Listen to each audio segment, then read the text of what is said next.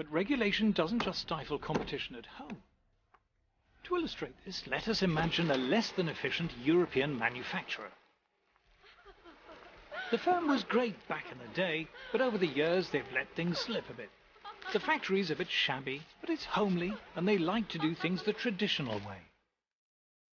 What they lack in efficiency and new ideas, they make up for in old-world charm.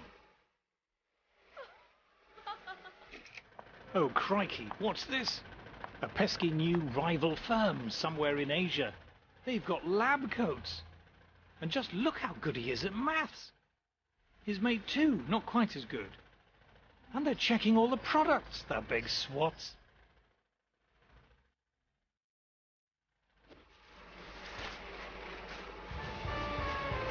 At our Euro firm, the products haven't changed much in a while. And what's the point of a fancy new machine when you can give customers the hands-on personal touch? It seems to have worked all right in the past. Oh, but look at the Asian fellas. Their umbrellas have clever sci-fi buttons to make them open. Oh, what? The buttons make them come down too. How do they even do that? Our Euro firm faces a tough choice. Do they tidy up the factory, buy some lab coats and give everyone calculators? Or do they get the next train to Brussels?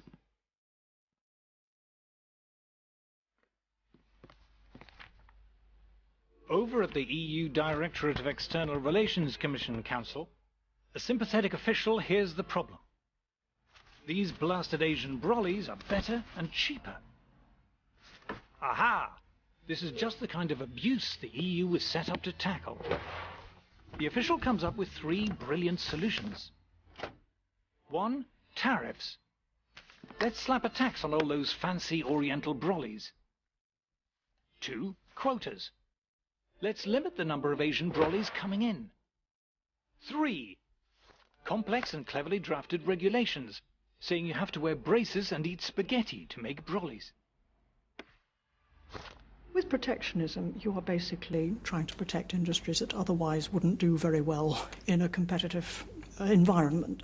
Otherwise, you wouldn't bother to protect them. You only create a trade barrier because somebody else has got a better, cheaper product. Otherwise, why would you create a barrier? What we have here is something that portrays itself as a free trade area, but is actually erecting barriers and walls to the rest of the world.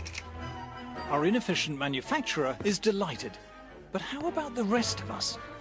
If you are propping up and sustaining inefficient ways of doing business, then the people who suffer are the customers.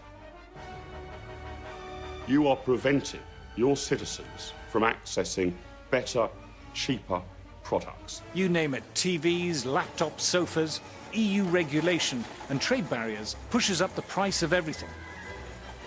The cost of living goes up, Europeans get poorer.